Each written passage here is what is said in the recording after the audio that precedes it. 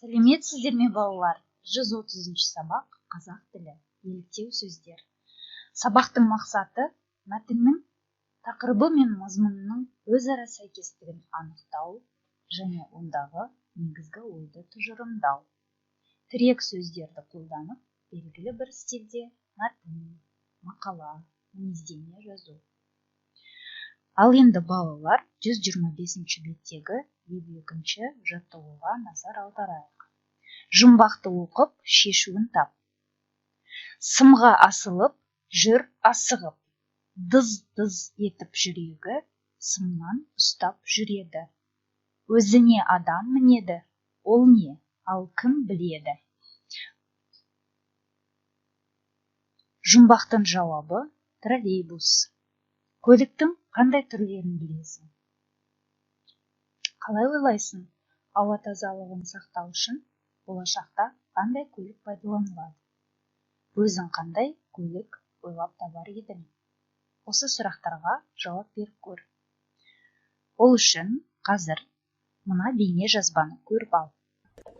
Бұл адамдар мен жүкті бір жерден екінші жерге тасымалдайды.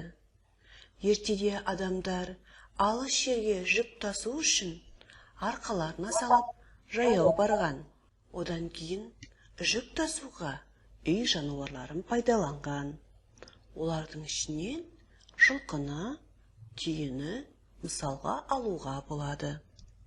Шығыс халықтары есекті, бұғыны, бұқаны көлік ретінде пайдаланған. Күйме арба, ат арбаны, шөп, жауыр жүкті салып тасыған екен. Қазіргі уақытта көліктердің бірнеше түрі бар. Жерде жүретін көліктерге велосипед, жеңіл көлік, пойыз, автобус, жүк көлігі және троллейбус жатады.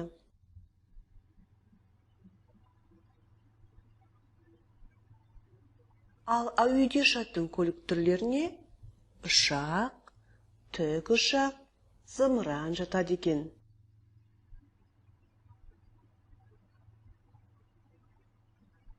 Суда жүзетін көлік түрлеріне қайық және кеме жатады.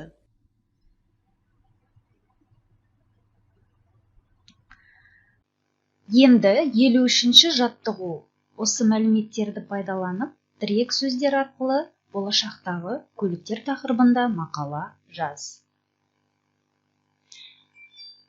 Үйге 54-ші жаттығу 125-ші бет. Осымен сабағымыз аяқталды. Сау болыңыздар.